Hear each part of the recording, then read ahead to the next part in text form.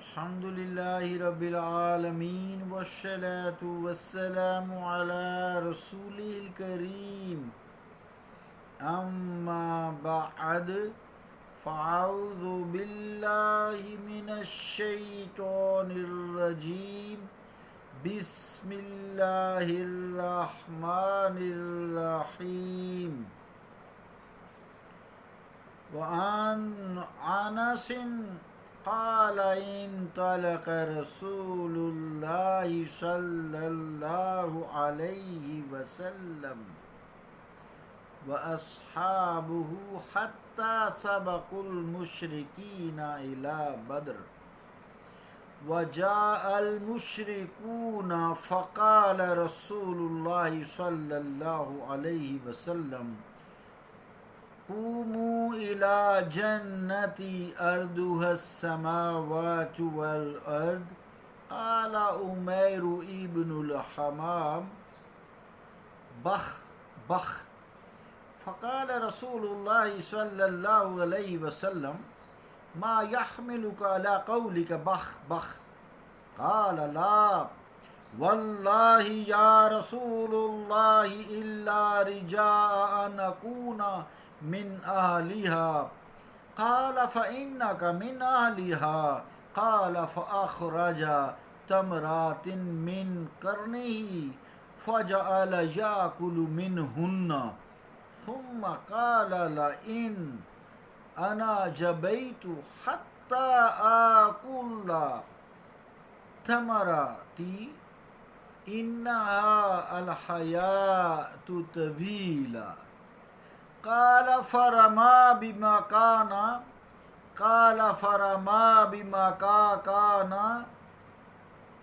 معه من التمر ثم قاتلهم حتى قتل رواہ مسلم صدق اللہ و صدق الرسول الکریم۔ عزیزان گرامی قدر، السلام علیکم ورحمۃ اللہ وبرکاتہ۔ روایت ہے حضرت انس سے، فرماتے ہیں کہ رسول اللہ صلی اللہ علیہ وآلہ وسلم اور آپ کے صحابہ تشریف لے گئے حتیٰ کہ بدر میں مشرکین سے پہلے پہنچ گئے اور مشرکین بھی آ گئے، تو رسول اللہ صلی اللہ علیہ وآلہ وسلم نے فرمایا اس جنت کی طرف بڑھو جس کی چوڑائی آسمانوں اور زمین کے برابر ہے۔ تو عمیر ابن حمام بولے خوب خوب۔ رسول اللہ صلی اللہ علیہ وآلہ وسلم نے فرمایا تجھے خوب خوب کہنے پر کون چیز بھڑکا رہی ہے؟ بولے یا رسول اللہ، اللہ اور کوئی چیز نہیں، اس امید کے کہ میں بھی جنت کے اہل سے ہو جاؤں۔ فرمایا تم اہل جنت میں سے ہو۔ راوی فرماتے ہیں کہ پھر انہوں نے اپنے ترکش سے کچھ چھوارے نکالے اور انہیں کھانے لگے۔ پھر بولے کہ اگر ان چھواروں کے کھانے تک زندہ رہوں تو یہ زندگی بڑی دراز ہے۔ فرماتے ہیں کہ جتنے چھوارے ان کے پاس تھے پھینک دیے، پھر کفار سے جنگ کی حتیٰ کہ شہید کر دیے گئے۔ مسلم۔ اللہ اور اس کے رسول کا قول سچا ہے۔ عزیزان گرامی قدر، بدر ایک شخص کا نام تھا۔ جنگ بدر کا یہ واقعہ ہے۔ بدر ایک شخص کا نام تھا جس نے ایک جگہ کنواں کھدوایا، پھر اس کنویں کا نام بدر تھا اسی حوالے سے، پھر اس میدان کا نام بھی بدر ہو گیا۔ اب وہاں کافی بڑی بستی ہو گئی ہے۔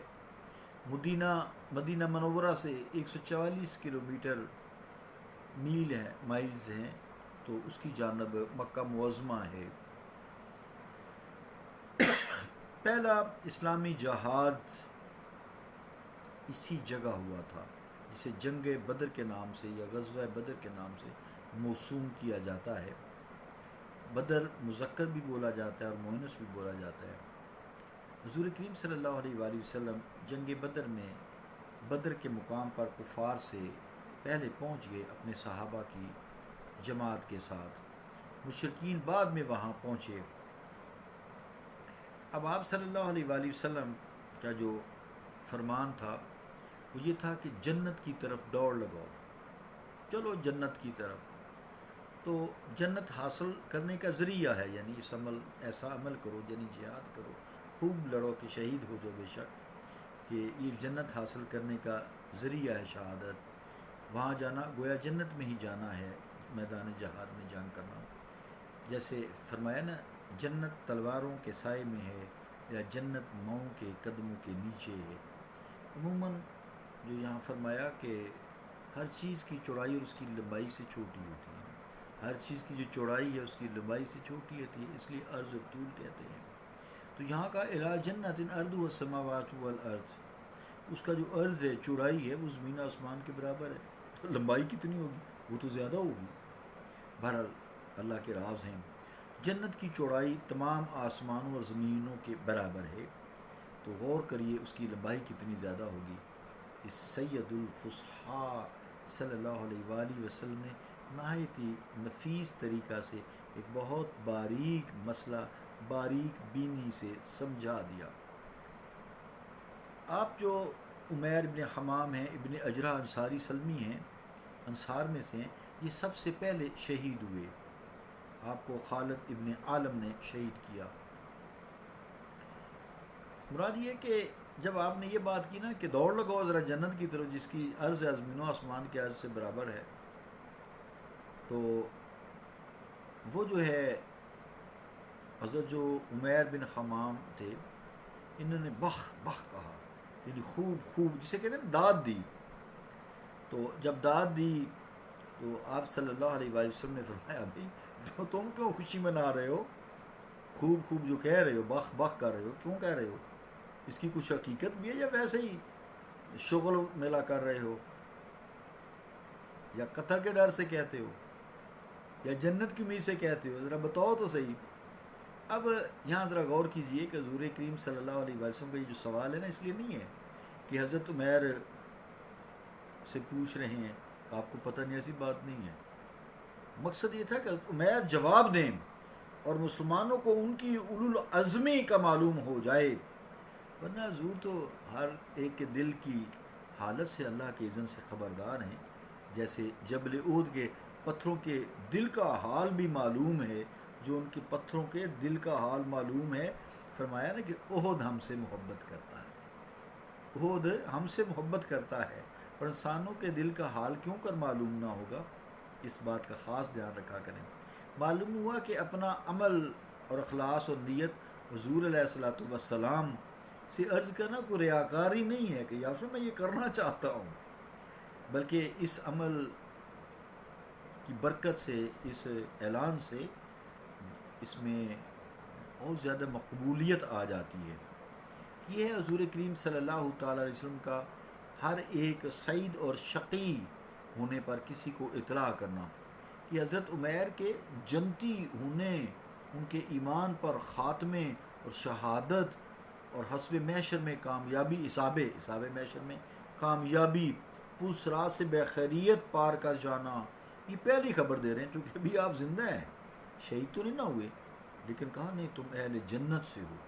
اس کا مطلب ہے شہادت تمہارے مقدر میں ہے، تم شہید کا رتبہ پاؤ گے، عذاب قبر سے بچو گے، روز محشر تم حساب کتاب سے نکل جاؤ گے، بغیر حساب کتاب کے جنت میں جاؤ گے، اور تم پلسرات سے بھی آسانی سے گزر جاؤ گے. چونکہ جنت میں داخلہ ان سب مناظر سے گزرنے کے بعد جو ہوگا، خیال رہے کہ جس کے ایمان اور جنتی ہونے کی حضور کریم صلی اللہ علیہ وسلم مور لگا دینا، یہ رجسٹر کر دیں، رجسٹر پہ مور لگا دینا، اس کا جنتی ہونا یقینی ہے، جیسے رب کی وحدانیت یقینی ہے. یہاں جو حدیث میں آتا ہے کہ انہوں نے پھر جو ترکش تھا جس میں تیر رکھتے ہیں، اس میں چھوارے رکھے ہوئے تھے، تو وہ چھوارے نکالے، کھانے لگے. دل کیا ہوگا، نہ جانے کیا موج آئی ہوگی، پھر پھینک دیے. کہا یہ میں کھاتا رہوں گا تو میری زندگی تو طویل ہو جائے گی، میں ان کے کھانے میں لگا رہوں گا. کفار پر جو جھپٹ پڑے عقاب کی طرح. شہادت پائی، اپنے مقصد کو پہنچ گئے. پھر موت کی تمنا تھی، موت کی دعا تھی، حضور علیہ الصلوۃ والسلام کی مور بھی لگ گئی. تو یہ ساری کوششیں عبادت ہے. اور کل حدیث پڑھی تھی کہ جو کوئی شخص خارج جہاد کی سچے دل سے نیت کر لے گا، وہ جیسے بھی چاہے وہ بستر پہ فوت ہو، اللہ تعالیٰ اس کو شہیدوں کے زمرے میں رکھے گا. جان تو جائے ہی، جان تو جاتے ہی جائے گی، قیامت یہ ہے. جان تو جاتے ہی جائے گی، قیامت یہ ہے کہ یہاں مرنے پہ ٹھہرا ہے نظارہ تیرا. مصطفیٰ کے ہی پاس ہے، گواہی دے رہے ہیں. اللہ رب العالمین ہمیں آپ کی پکی سچی محبت نصیب فرمائے. صلی اللہ تعالیٰ علی رسول خیر خلقہ محمد وعلی آلہ وصحابہ اجمعین برحمتک یا